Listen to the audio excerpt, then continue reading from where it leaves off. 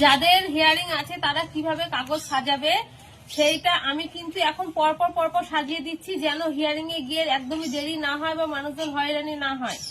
এরকম যেভাবে বলছি সেভাবে আপনারা পারলে বাড়িতে নিজেরাও পিন করে রেখে দেবেন। এই যে পিন নিয়ে চলে এসেছি, সবকিছু পিন করে দেবো। প্রথমে এই যে নোটিশের পাশে, তারপরে এই যে এসআর এই যে ইনোমিনেশন ফর্ম যেটা আছে সেটা, তারপরে 2002 এর লিস্ট যেটা আছে, 2002 এর লিস্টের প্রথম পাতা আর যেখানে নাম আছে আপনি ওই সাইডে যান। তারপরে এই যে ব্যক্তি মানে নোটিশ এসছে সেই ব্যক্তির নিজস্ব ডকুমেন্টস, উনি দুটো ডকুমেন্টস দিয়েছেন, ওনার দুটো ডকুমেন্টস নিয়েছি। এখানে আছে জন্ম সার্টিফিকেট আর এখানে দিয়েছে ভোটার কার্ড দিয়েছেন, তো ভোটার কার্ডটা না দিয়ে এই যে আধার কার্ড আছে, রেশন কার্ড দুটোই আছে।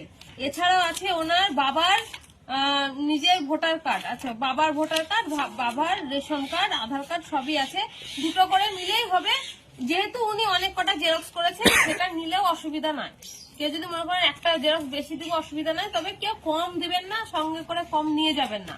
দরকার হয় ঝোলাতে রেখে দেবেন, যদি বলে যে এটা লাগবে এটা হবে না, এখন আর সেই বলার সময়ও নয়, তার জন্য দিয়ে সব শুদ্ধ ধরে এইভাবে একটা পিন করে নিয়ে সজ্জা চলে যাবেন। তার আগে আরেকটা ছোট্ট কাজ আছে, সেটা হচ্ছে পেনটা কোথায় গেল, এই যে প্রত্যেকটা ফর্মের প্রত্যেকটা জেরক্সের এই যে ভোটার তালিকা, ইনোমিনেশন ফর্ম আর ওই যে হিয়ারিং এর কাগজ, এই তিনটে বাদ দিয়ে বাকি যে কাগজগুলো আছে প্রত্যেকটা কাগজের নিচে সই করতে হবে। কোন জায়গায় সই করতে হবে, এই যে ফর্মটা আমার শেষ হলো তার ঠিক এইখানটায় সই, যেখানে শেষ হবে।